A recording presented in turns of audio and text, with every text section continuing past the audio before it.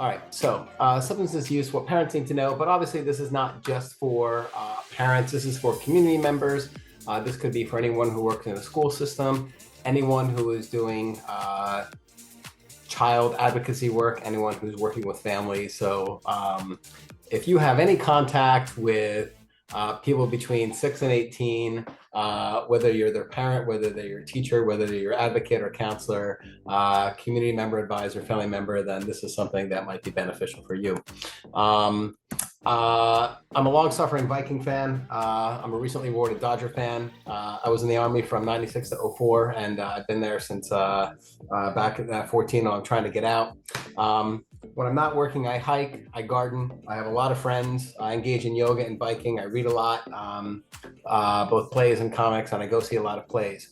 I mention those things because it's important that I just not talk to you about positive coping skills and hobbies and self-care, but that I also model it. And so later on, when we talk about those things, often people are like, who has time to take care of myself and do these things? And it's really, really important that we do that. When working with kids, we've got to give them other alternatives besides, I have nothing else to do besides look at my phone and play video games and go get drunk or high. But it's not just enough for us to tell them. We as adults need to model this. And the more things we have to take care of ourselves, it's not just good for our work, but again,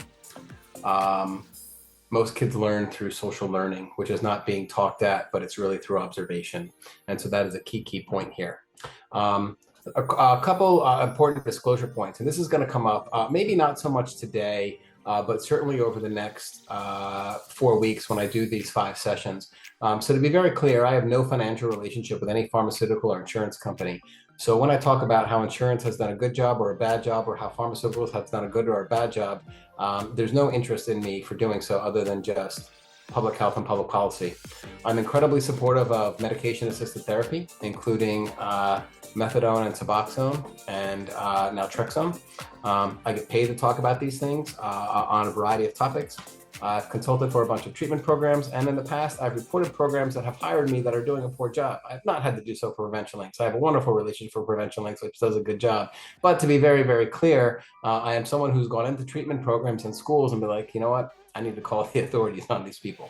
I occasionally use colorful language, really occasional. That's a real euphemism. I almost always use colorful language in a lot of it, but I will not be doing so today. So some of you that know me well are going to be quite impressed about my decorum. All right, so what we're going to cover today is, what does a problem look like? We'll discuss negative and positive coping skills, and we'll get into how substance problems affect society. But really, when I say society, I'm looking at families and schools. There's a whole bunch of other areas we can get into, but because of today, it's going to be families and schools. We'll look at diagnosing and misdiagnosing, denial, real quotes from real clients of mine and students the last 20 years, some common problems that are associated with substance misuse, treatment settings, which is very, very brief. I just want to give people a smattering on overview, and then how you can sign up your kid, your student, the young person that you care about for services through NJ4S. So I want everyone to think about, what does a substance misuse disorder look like? What does a drug problem look like? What does an alcohol problem look like? And this is where a lot of people get screwed up in the first place, because people think, well, it's like a homeless person. It's someone who is incarcerated. When not only have I been doing this work for 20 years, I'm a person who's been in long-term recovery for over 27 years. And when I was first, I really like working with young people for a whole bunch of reasons. You know, we can make a big difference. We can inspire change. They have their whole futures above them, and it's much easier to help someone who's 15 than 35 or 55. Not that I don't care about the 35 or 55-year-olds. I absolutely do. But if we can help a 15-year-old, we can help them avoid so many things that people avoid later. But I'm someone who was first exposed to alcohol and drug treatment at 17, and I got sober at 19. And when I was told by a drug and alcohol counselor at 17 that I had a drug or alcohol problem, I thought, well, that's not possible. I'm in high school and I'm a varsity athlete and I have a girlfriend and I have friends and I do things. And a person who has an alcohol problem is someone who has fingerless gloves and drinks cooking wine outside of a garbage can fire under a bridge in Philadelphia. I was very, very specific about what I thought an alcoholic looked like. And so this idea that so often people think someone with a substance use problem is someone who is super low bottom and they're hallucinating and seeing things and again, homeless and a cascade of issues. It's a huge mistake and a problem. And so we're going to talk about what a problem really kind of looks like. But I want you to think about either now or historically what you have thought someone with an alcohol or a drug problem looks like. And when I say look like, I'm not just talking about their gender or race or their age or their clothing, but what kind of behavior do they exhibit? What are the problems going on in their life? So this is one of the few points where I'm asking a question that's not rhetorical. I actually want people to guess. So what are the top 5 causes of accidental death in the United States? Car crashes? Manny, yes, car crashes is absolutely on that list. Is it overdose? Overdose, yes. Overdose for alcohol and or drugs absolutely is number 1. Anyone have any ideas what rounds out the top 5?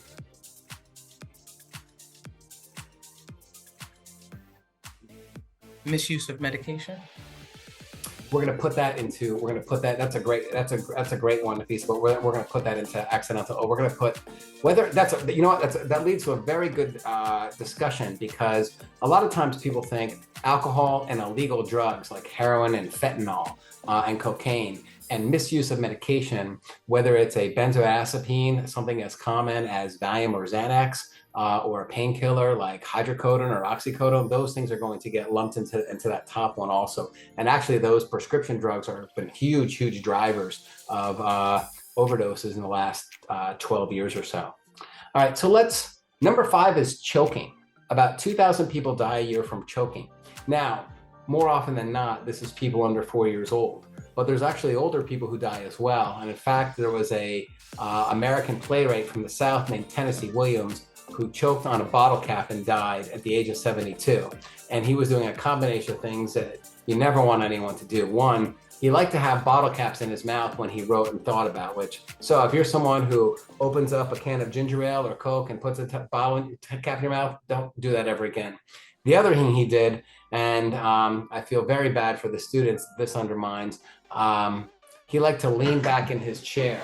And so he was leaning back in his chair while writing in a New York City hotel with a bottle cap in his mouth. He fell backwards and choked and died. And so, and I'm someone who all throughout grade school, all throughout high school, all throughout college, in my professional life, I love leaning back in chairs. And so, but chair plus bottle cap equals potential choking. Fires kill about 2,500 people a year. We think fires are much more, you think about the death and destruction, most recently in Hawaii. Lots and lots of property damage, homes burned, forests razed, but they do kill people. But people think much more about fires as property damage than death. And number 3 is falls. And I have a question. Now this is something that gets people as they age, and balance issues come up and bones become more brittle. And so those are 5, 4, and 3. Manny, you have a question, go ahead. Yeah, does fire also consider smoke to lungs? Yes, it does. Ah. But from fires, right? Not from like smoking cigarettes, because that's not, we don't Right. we don't view cigarette smoking or marijuana smoking as accidental death. Those would be labeled then as preventable death. And just to be very clear, the number 1 cause of preventable death in the United States is in fact smoking. So number 2 is car crashes. Car crashes used to be the number 1 cause of accidental death in America between World War II and 2010. So for 65 years, car crashes were the number 1 cause of accidental death in the United States. In 2011, overdoses from alcohol and or illegal drugs and or prescription drugs became number 1. And it became number 1. Car crash deaths have hovered around between 35 and 45,000 the last 12 years. Overdose deaths were 35,000 in 2011. They surpassed 100,000 in 2021. So we've seen them triple in the last we've seen them triple in the last decade. So I want to discuss negative coping skills, and this is part of this is for today, and part of this is for later this month. Some of you are going to be one-shotters with me. You're going to come today and say, I want no part of this ever again, and I understand that. And others of you are going to be frequent flyers, and you're going to be with me on the 9th and the 16th and the 23rd and the 30th. It's great to have people come back. So negative coping skills. So we have kind of this like level of stress here, right? We have low stress, middle stress, high stress. When people have high stress, they're much more likely to engage in negative coping skills, and they engage in negative coping skills to temporarily relieve the stress and feel better. And so substance misuse is a huge one. And it could be drinking alcohol at the end of a hard day of work, getting drunk on a whole bunch of beers or shots on a Friday or Saturday night after a week of school or work, or something else. Could be misusing prescription medication or using other illegal drugs. I have shopping on there, and some of you are going to say, that's not really fair. I like to shop and it's not a bad thing. And I'm not anti-shopping, but I am concerned about American consumer culture where someone feels bad and they go online shopping or go to the store and they buy stuff to feel better. And we're actually not doing something on shopping over the next 5 weeks because this is we have to pick our poison. But I just want people to be aware of that. If you are someone, or if you know someone who, when you feels bad, you go out and buy something, and then a couple of days later you're like, oh my God, why did I buy that? Or I don't even like that. Then you're using shopping as a negative coping skill. Now, to be perfectly clear, because I don't want someone to get very upset right now, I do not view shopping as bad as using fentanyl to feel better, but it is still a problem. And if some of you are thinking about like, well, I'm not gambling, I'm not acting out sexually, I'm not using drugs or alcohol, but you recognize you shop, you've just engaged in what we call minimizing, which I'm going to talk in a little bit. There are a bunch of people that act out sexually, and that could be just through watching copious amounts of pornography, or it could be interacting with multiple partners. There's gambling, casino gambling, sports gambling, which is something that's been very much on the rise, particularly sports gambling, particularly since sports gambling was legalized in the United States in 2018. But the other issue where gambling has become even much, much worse, and it's always been a problem, but it's become much, much worse, is that you can gamble very easily on your phone. And you have 24/7 access. So it's no longer just calling a bookie or going to a casino. People have 24/7 access to gamble. And it's no longer just like I mentioned before, I'm a huge football and baseball fan. Thankfully, I was never interested in gambling on those things. But historically, it used to be that when you gambled, you could go on a phone and place a bet on tonight's Giants Seahawks game. And then the game would be playing, that's it. Now, when you gamble, and again, I'll talk about this in a couple weeks, but now after kickoff, you can gamble on what's going to be the next play and how many yards is going to have someone. And what happens then is people start gambling in even more emotional activated states. Anyway, it's a negative coping skills. People act out with eating.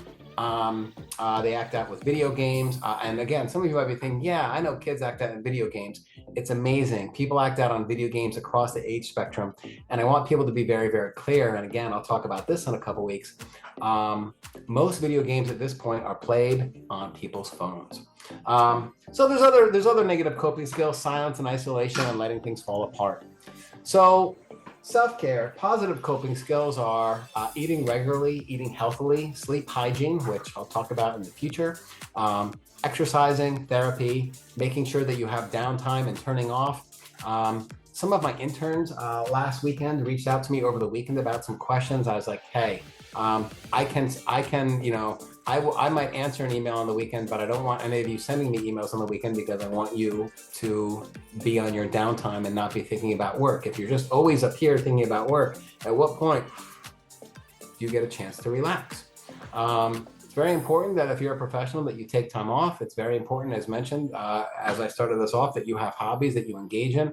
And a hobby is so important partly because it's something that brings you pleasure. For a lot of people feel they need to be productive all the time. They don't. It can be something that doesn't feel that productive, but if you enjoy it and it clears your mind.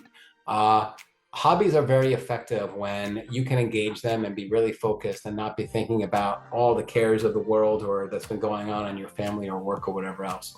And obviously having a circle of family and friends, a healthy circle of family and friends. There's other things, but this is basically the outline of a nice, well-rounded life. And so again, if you are working with kids or you're a parent yourself or a grandparent or a favorite aunt or uncle or teacher, you need to be able to talk about how you model these things. And again, it's social learning. So, if I'm smoking tons of cigarettes and I tell a kid not to smoke, they're going to pay much more attention to the fact that I'm smoking lots of cigarettes in front of them instead of what I've told them. So let's very quickly take a look at how substance misuse affects society. A few years ago, over 46% of United States adults said they had a family member or close friend who is or was addicted to drugs. So that does not mean that they know someone in their social circle. That means in their closest circles, about 50% of adults in the United States know someone. And it breaks down very evenly between genders. It breaks down very evenly between races. As you see, as people in young adulthood and that are of retirement age, they're reporting less amounts. People in middle age tend to see the most number of family members and close friends that were or are currently addicted. We see some variation in education, but not too much. We see no variation between your political leanings. So Democrats and Republicans have equally no people with substance misuse. So when we say that substance misuse disorders do not discriminate, they really, really don't. They really, really, really don't. Whether we're looking at age, gender, race, or political party. So how does substance misuse problems affect families? They affect family time together. And if someone has a substance misuse disorder, that family is much more likely to have some financial stress because of the money going to alcohol or drugs, the money, time from missed work. There's emotional damage to children. And I know that we have other people in the future that are going to be talking about ACE and developmental trauma. So I'm not going to spend too much time on that because there's whole other trainings that people should have on ACE. But to be very quickly, ACE means adverse childhood experiences. There's 10 questions. We don't give these questions to kids. We give this question to adults looking back on childhood. And we look at things like neglect and abuse and other things that they experience in their household and environment growing up. And one of the questions is, did you grow up in a household where someone had a substance misuse disorder? And if they answer yes to that, that causes a little additional stress to the kid. It's estimated that over 75% of domestic violence is involved with substance misuse disorders. That does not mean that we excuse a perpetrator of domestic violence because they're under the influence of alcohol and or drugs, but there is a very strong association with that.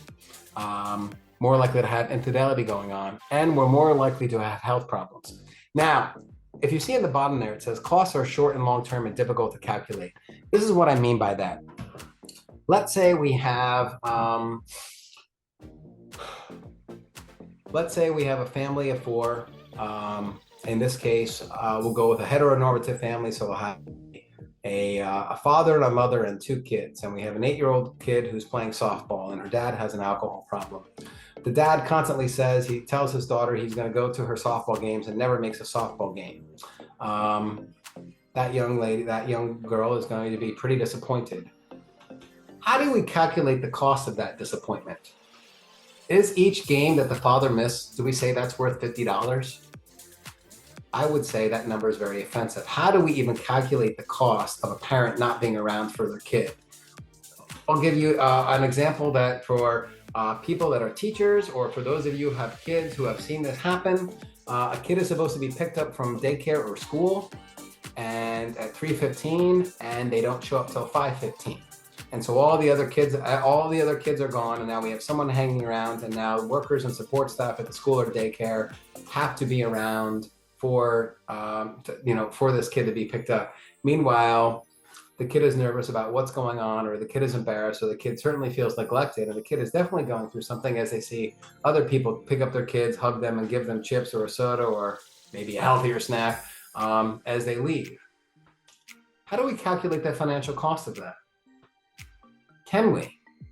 And if you argue back to me and say, Frank, that is incredibly offensive, there is no way we can calculate the cost of that. How do we say that missed pickup is worth $500 or $50? Any number you say, I might say, would probably be offensive to someone in here. And I would say, you know what?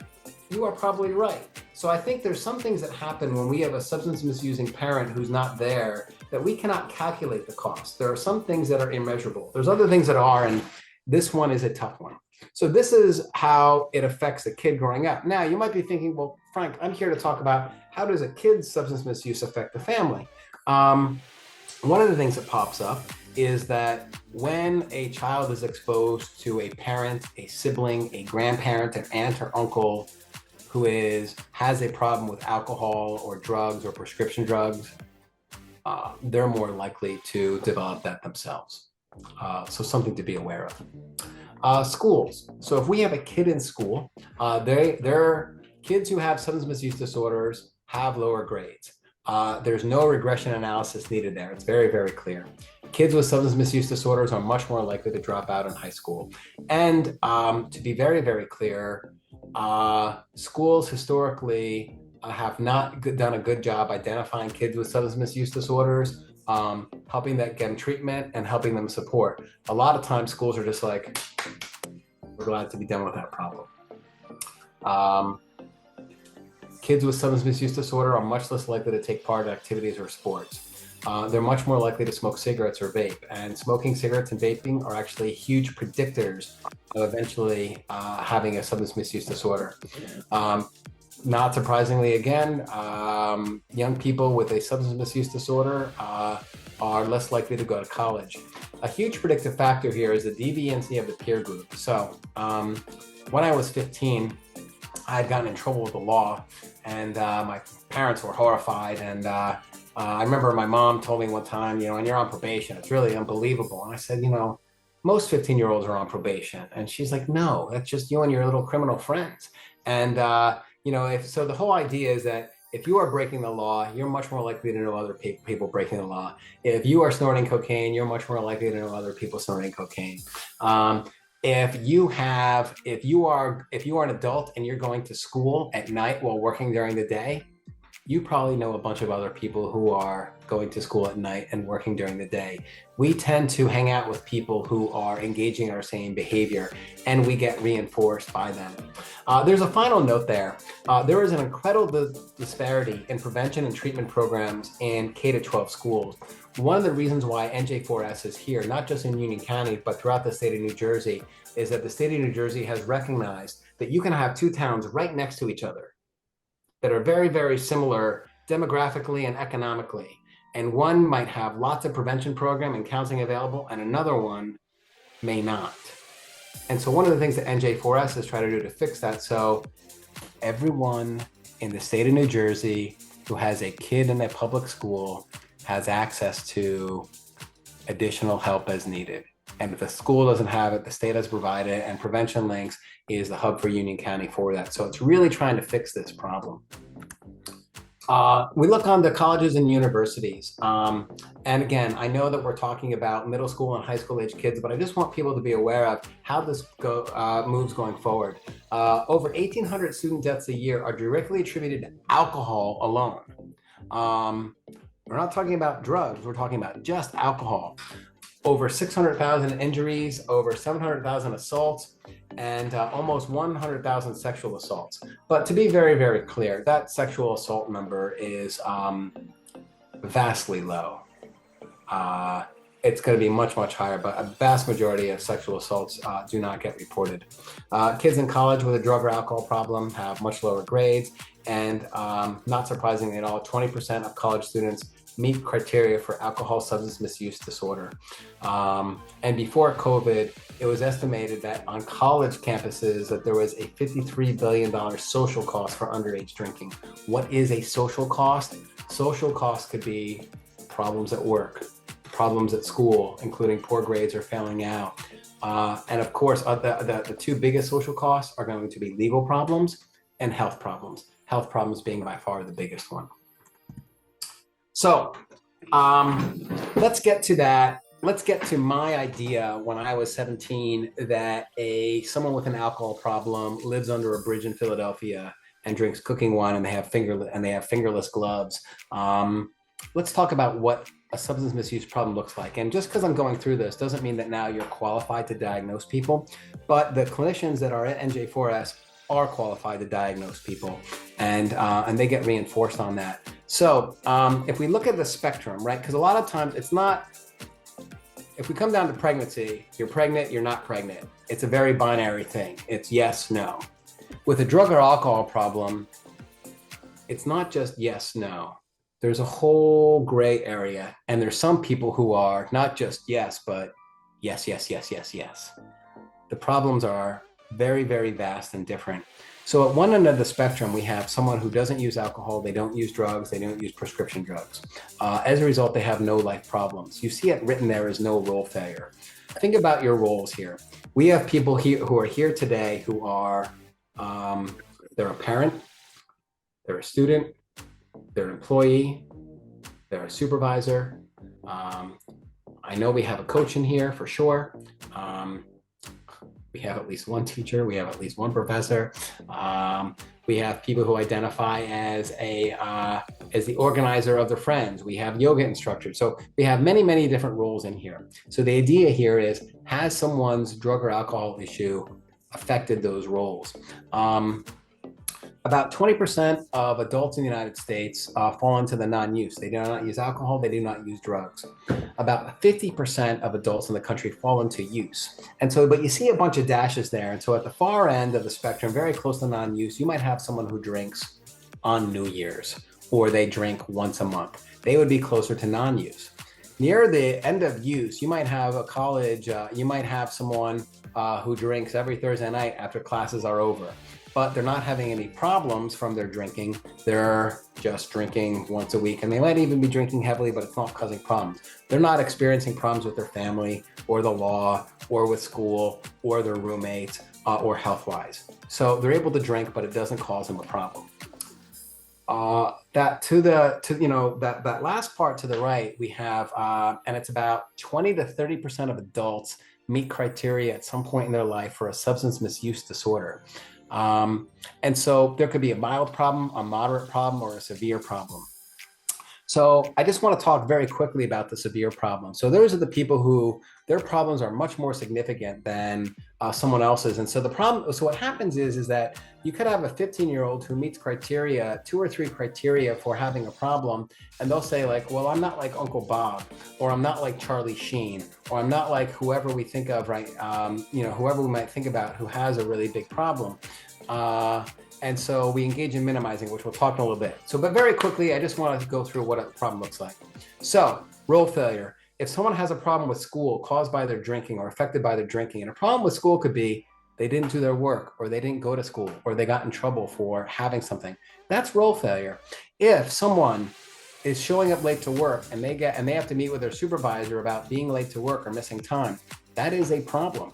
It's not just about getting fired or kicked out of school. It's any problem in work or school that we can attribute to somehow to a substance misuse problem. If people can drink or smoke or snort or shoot more than they used to, that's tolerance. If people have some kind of problem with their family, with their friends, health-wise, legally, and they continue drinking or smoking or doing some other substance, because most people, when faced with, man, my drinking's really getting in the way of school, or my drinking's pretty rough and I have gout or I have some kidney problem, most people stop. Most people stop. And if you continue using when that happens, that's another criteria. Another one we look for is are multiple people, is it a parent, is it a friend, is it a teacher, is it a coach, is it is it a neighbor? If 2 or more people tell someone, hey, I'm concerned about your drinking, I'm concerned about your smoking, you're acting a little bit different. Another one we look at is how much are you using? How long are you using? A really big criteria happens is someone's like, well, I'm just gonna smoke one, I'm just gonna drink three, and then they smoke one or they drink three, and I'm like, you know what, I can have another. They're using more than they planned. If someone's ever tried to quit, they said, I'm gonna quit for Lent. I'm gonna have sober October or sober January, and then they can't do it. That's a sign. Now, someone might say, I said I was going to take October 1995 off, and I got to October 8th and said, no, I'm going to drink. And then a friend of mine was like, oh, I thought you're not going to drink for October. I wasn't really serious about that. People will say that. So like, I'm going to have a dry January, and they get to January 4th. They're like, I didn't really mean that. I wasn't really serious. You said it. It wasn't like your boss or your mom or whoever else like told you to do. It was like your plan. Another one we look for is if you operate motor vehicles or machinery under the influence of alcohol or marijuana or drugs or prescription drugs or whatever else, that goes against the number one instinct in all creatures, which is survival. People have argued with me in the last 20 years that they can drive better high or drunk. They can't. No one can. No one engages in behavior. Now, stimulant people are actually the worst. So like, I'm better on cocaine. You're not.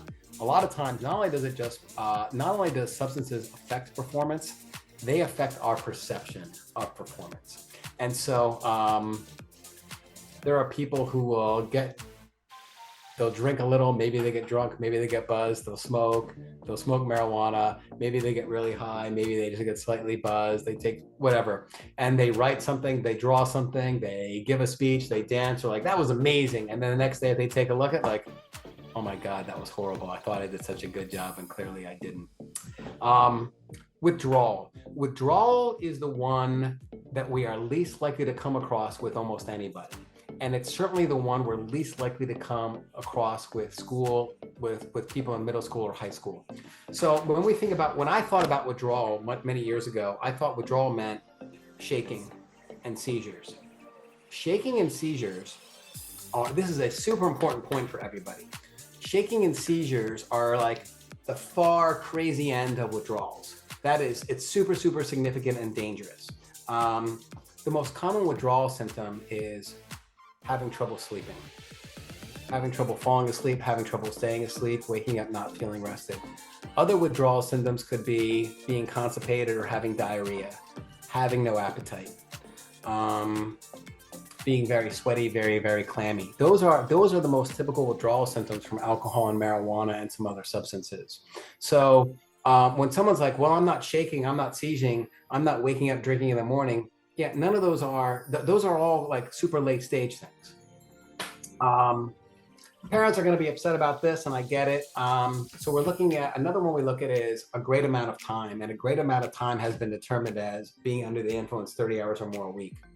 Now, someone who's engaging in abusive high school drinking is probably not drinking 30 hours a week. Someone who is engaging in misuse and abuse of marijuana in high school, they may in fact be doing that 30 hours a week. And someone who's doing that with opioids almost certainly is doing that 30 hours a week. But again, people don't need to have each one of these. They just need to have two for a diagnosis. So as we're getting through this, as you're seeing that people are having a problem in school and they're able to use more and they're having problems sleeping, they meet criteria. Reducing, quitting social activities and events. So someone, again, I'll use myself as an example. I quit soccer my junior year in high school. Why did I quit soccer? Well, I was a little annoyed with the coaches, but it was more that I was spending more time partying. And so if someone was really into something, if they're really into art, they're really into music, they're really into a particular sport, and then they stop doing that, maybe, it needs to be investigated. So it doesn't mean that because your kid quit softball that they have a drug or alcohol problem, but it is why did they do that? Changing friends as well is another big one. And finally, and this is a big one, is physical or psychological problems caused or made worse. Lots and lots and lots of people, but particularly young people, self-medicate. So someone might have ADHD or anxiety and depression, and they find that marijuana helps them. And they will say, hey, marijuana really helps me. Well, it doesn't help the depression or anxiety or the ADHD. It just may help temporary relief of the symptoms. but when they're not under the influence, that problem is still there. So again, our people are qualified to kind of diagnose someone, but to be very clear here, substance misuse problem is not someone homeless. It's not someone kicked out of school. It's not someone incarcerated. Those are not the criteria. The criteria could be, you're screwing up in school. You're having fights with family members. You have a cough that lasts 2 months. It's much different than what people imagine. Most common diagnoses in general that people experience are anxiety disorders or mood disorders. Psychotic disorders are much less. I spend lots of time with people on the process disorders, which I discussed earlier. And of course, post-traumatic stress disorders and complex post-traumatic stress disorders. All of these can be made worse by substance misuse, even though people say, oh, I'm drinking or smoking or taking these pills to help these things. A lot of times drinking, smoking, and taking pills make these things worse. And the other thing that comes up is that if someone's using, if I have a 15-year-old who's smoking marijuana 3 days a week, it may look like they have ADHD, but in fact, they're smoking marijuana to the point where they're not able to concentrate. There may be a 17-year-old who has broken up with his girlfriend and quit whatever sport he was playing and not doing well in school and seems depressed. And those are all kind of good markers for, good reasons to be depressed, but then they're drinking a lot of alcohol. It's very hard to figure out what's depression and what's alcohol when someone's taking that in. So again, it's really important to get someone to see a clinician who can see the difference between, because so often if people aren't trained in substance misuse and you send them to a mental health counselor at a school or at a program where the person doesn't have a drug and alcohol background, they'll say, oh, you're depressed. Oh, you have anxiety. Oh, you have ADHD. Oh, you're bipolar. And they're never addressing the drugs and alcohol. I saw this, the 5 years I worked at Rutgers, there was a bunch of social workers and psychologists and even some psychiatrists who treated people for depression and never addressed someone's marijuana use. And there's no way you can treat depression or anxiety if you don't address their marijuana or alcohol use or other substances. So that's a very, very significant thing. So I want to get very quickly to different forms of denial. And denial is how people protect their substance misuse. So all of these are real quotes that clients have told me over the last 20 years.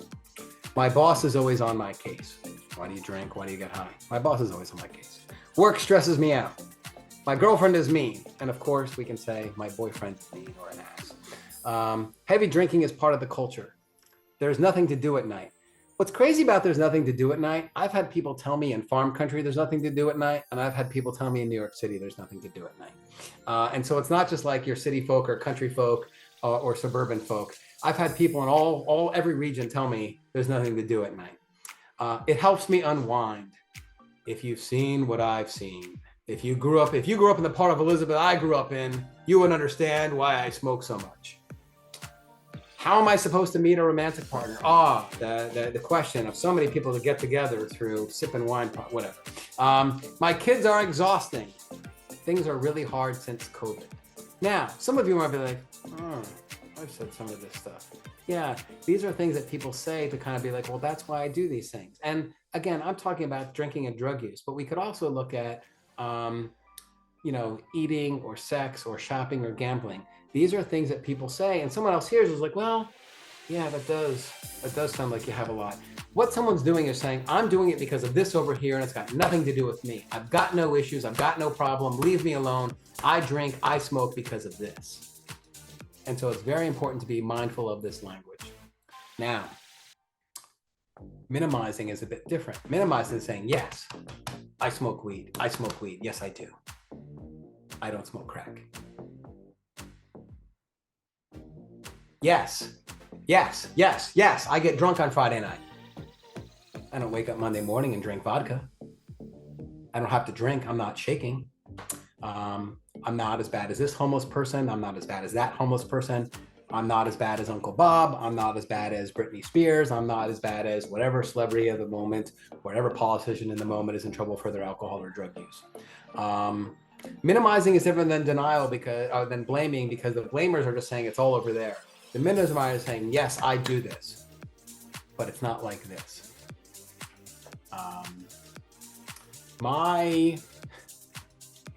The single greatest example of minimizing I ever had, there was a 32-year-old white male who was in Hunter County Jail in 2005. So I know we're going a ways back. I ran groups in Hunter County Jail. And there was a guy in there, he was 32 years old. He had 8 DWIs. So by like the 6th DWI, he had lost his license forever. There's no getting your license back. No matter how much counseling, if you ever get sober, there's no getting your license back at that point. He had 8.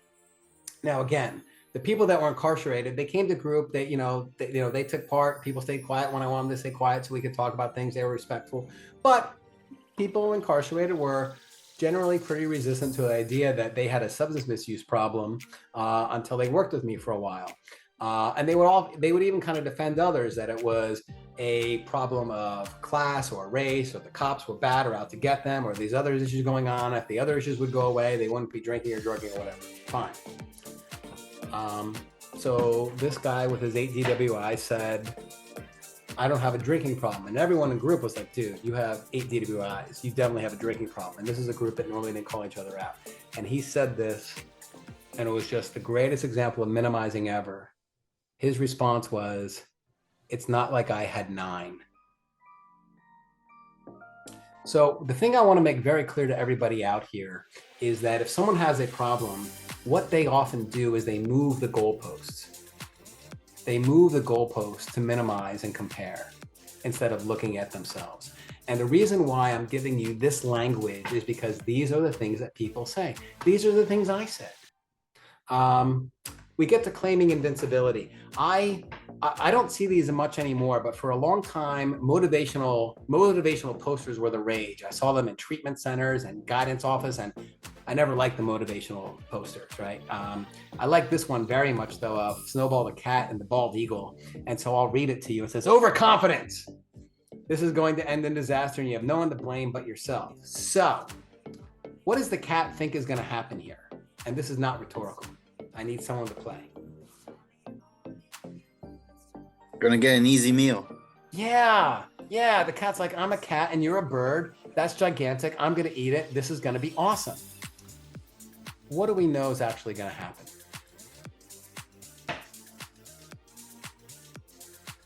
I can only guess that the bald eagle destroys it. Yes.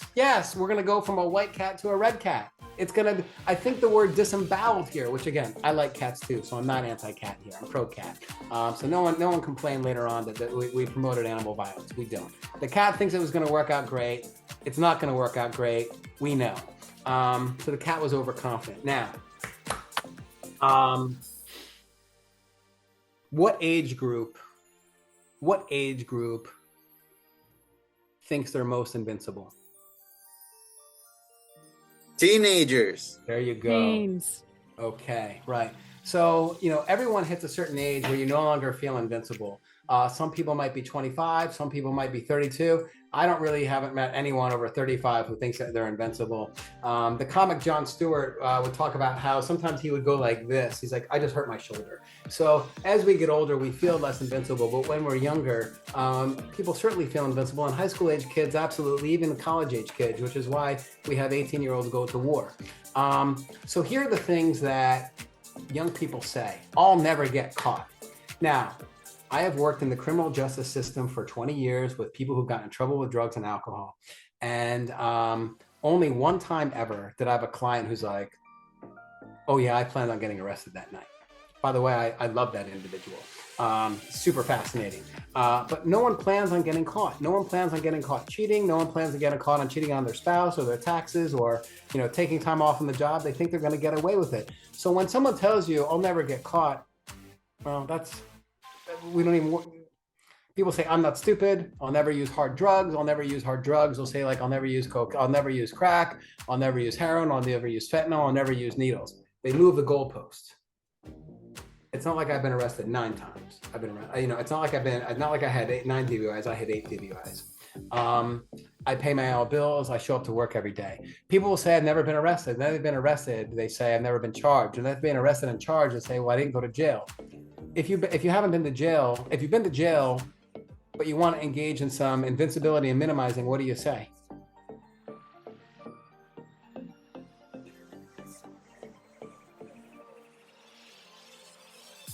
If you've been to jail and you want to explain how you don't have a problem, what do you say? It's basically what I wanted to do, I guess. Or I got this. They might say that, but I think the one that they're really going to get on is, I've never been to prison. Again, it's not that bad. And then, of course, there's the people who are able to avoid legal problems and school problems and work problems, and they will say, I pay my bills, I show up to work, I show up to school, I do my homework, I'm not in any trouble. So we have claiming invincibility, minimizing and blaming, and then we have family denial, and this is what family members say. What will the neighbors think? Don't tell grandma at Thanksgiving. Don't let your aunt know. She's under a lot of stress. It's not my problem. It's her friends. Boys will be boys. It's a phase. It's the culture. It's the school. The perfect metaphor for a family member is the ostrich. So the ostrich sticks its head in the sand. I've asked people over the years, why did the ostrich stick its head in the sand? And people have said to keep its head cool, which made me laugh. And I had someone else say they were looking for bugs. No. All right, someone other than Manny, who's been very good at participating today. Manny, this is not against you. I just want other people to play. Someone other than Manny, why is the ostrich sticking its head in the sand? Because they don't want to be bothered. Keep going. It's too Wants hot. to pretend. What's that? Wants to pretend like nothing's happening. Yeah. Wants to pretend that's nothing happening. So we have a big lion or jackal over there, and the ostrich defense is head in the sand. Now, I've been talking about the ostrich for years. I have no idea how there's still ostrich alive. Because if your solution to the threat, the existential threat of a lion or a tiger or a jackal or a pack of hyenas is to stick the head in your sand, you're going to die because you're not doing anything about this. And so often family members who have a parent, a child, a sibling, but a child who has a substance misuse problem, Mary had a little lamb, and they don't address it. And so one of the things, the first things we do is we have to recognize that someone has a problem and then recognize that I can't fix it. I need to get professional help. And one of the nice things is that there is a lot of professional help out there. Quickly, what are problems that substance misusers face? They often have friends and family members or lovers who are in denial. They have friends, family members, or lovers who use. And some of them have friends or family members or lovers who make it more possible for them to continue. I think the question that's most associated with my career is, what do you do for fun? I ask kids this, I ask adults this, I ask old people, what do you do for fun? And most people who have a drug or alcohol problem, they don't have an answer other than they use drugs or alcohol. I started this off with talking about all the things I do for fun. There's way more than just what I talked about, but I have a lot of stuff. There's legal problems, there's sleeping problems, there's eating problems. So often people with a drug or alcohol problem are misdiagnosed and they're overly medicated. I'm pro diagnosing people. I'm pro medication. I'm just not pro medication the way most Americans are pro medication. I don't want to throw pills at something first. So we need to make sure that we're treating someone for their marijuana problem and not treating them as if they're bipolar. It's a really important designation. It's a mistake that's made. As time goes by, I'm getting exposed to more and more childhood abuse, whether it's physical abuse or whether it's sexual abuse. A lot of people are coming to us with those issues and they're not going to bring them up right away. There's self-mutilation, and sometimes that's suicidal self-mutilation where they're trying to kill themselves. And a lot more often, they're hurting themselves and they're not trying to kill themselves. And so there's a whole bunch of things that come in here that I want people to be kind of aware of. There's high-functioning substance misusers. A high-functioning substance misuser is someone who has no health problems, no legal problems, no work or school problems. And so it seems like everything's okay. Treatment settings, very quickly, people go to detox, but people go to detox typically just for either alcohol or benzodiazepines or opioids. You don't really go to detox for cocaine. You can, but you don't really, you don't go to detox for marijuana. As a result, because people don't go to detox for marijuana, they will say things like, well, marijuana is not addictive or it's okay.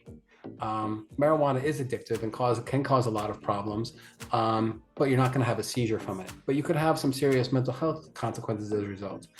There's therapeutic communities where I have worked, where Nafisa has worked. I think we might have a couple other integrity people or therapeutic community people. They're very long-term.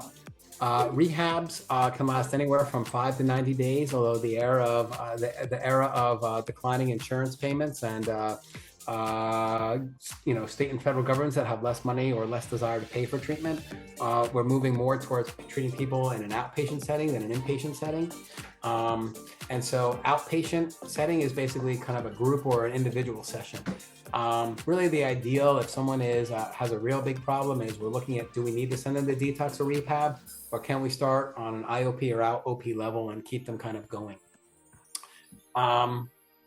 So most people who have a substance use problem are coming in at pre-contemplation, and pre-contemplation means I don't have a problem, leave me alone, stop bothering me. It's the school, it's the cops, it's her friends, it's her boyfriend, it's my ex-husband doing this with my son, whatever. That's pre-contemplation is, I don't have a problem, I don't want to change. A good advocate, a good peer, a good therapist is going to move someone from pre-contemplation to the idea of, I'm 16 years old and when I walk up 2 flights of stairs, I start wheezing. Maybe it's because I smoke marijuana every day. Now notice I said maybe. Didn't say I have this problem because of marijuana. We move someone to contemplation, so they start thinking about it. So all the stuff I've talked about today, we educate people on the diagnosis, what it looks like, that an alcoholic doesn't have to have fingerless gloves and be homeless in Philadelphia. An alcoholic can be a 17-year-old in high school who's not filling out, but their grades aren't what they once were, and they're not playing sports anymore, and they seem a bit down. That can be a substance misuser. And I tell you how I know that's a substance misuser, because that was my story. That's where I was in high school. And so we get someone to move them to contemplation. If we get someone to contemplation, we can move them through treatment and help families and schools and such like that. And so the reason why we talk about denial, everyone who's in denial is in pre-contemplation. So it's not just about getting the kid, in this case, out of pre-contemplation. A lot of times we have to get parents or siblings or friends out of pre-contemplation as well and move them through this. So as we wrap up, reasons to go to therapy. Now, therapy has a real positive vibe in 2023. Therapy, there's still some stigma in certain quarters. There was way more stigma in 2000. There was way more stigma in 1960. As a military therapist, I show up places and people are like, uh-oh, head shrinkers here. I have cops come see me, and they're very worried about how this is going to affect their job or what people think, or are they weak? So there's a lot of machismo going on sometimes. Women are much more open to therapy than men because women are more willing to be emotionally vulnerable and in touch with themselves. So there's some people who are going to be very, very eager to come get help.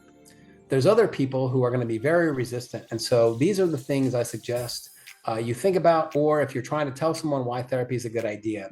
If you're concerned about the future, what am I going to be doing for work in 5 years?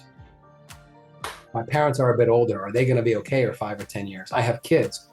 Where the hell am I going to send them to school? Am I going to be able to pay for college? Are they going to be able to pay for college? Where are they going to live? Climate change. You're concerned about the future. Therapy is a good place, which is basically anyone with any sense should be concerned about the future. Romantic relationships. Now, to be very clear, I don't want to do any work with anybody on romantic relationships. Way too much countertransference for me, and just way too difficult. So to be very clear, Prevention Links and NJ4S is not doing any work with people primarily on romantic relationships. But I believe that most people are not equipped to be in romantic relationships. They really need to kind of get at peace with themselves and figure themselves out before they do untoward damage to other people. Issues around sexual identity and sexual orientation for sure. grief and loss. Most people have not processed the death of people that are close to them. That's a very good reason. Academic stress, interpersonal stress, adjusting to life changes. What are life changes? Moving, job or school problem, health problem, the death of someone you know, or the end of a romantic relationship. There are some people who are going through them, 3 of them in a given year. And that's hard for an adult. Imagine a kid, they've moved and changed schools. Bang. They lost a grandparent who they really, really loved. Maybe they were like talking to some other boy or girl and they got ghosted on social media. They got 3 right there. And they're 15 years old and not emotionally equipped to deal with problems and have no one to talk to. Big deal. And as you can see in the end, I have alcohol and substance misuse, drug substance misuse, and also a mental health disorder. So these are all very, very good reasons. So if you're looking to access help for your school, your family, your kid, Nafisa Downs is the director of NJ4S. She's on the call. She started this. She's going to wrap this up. And that is the email you would use. Anyone have any questions or comments or concerns about, does anyone need any clarification? I'll even let you argue with you if you want.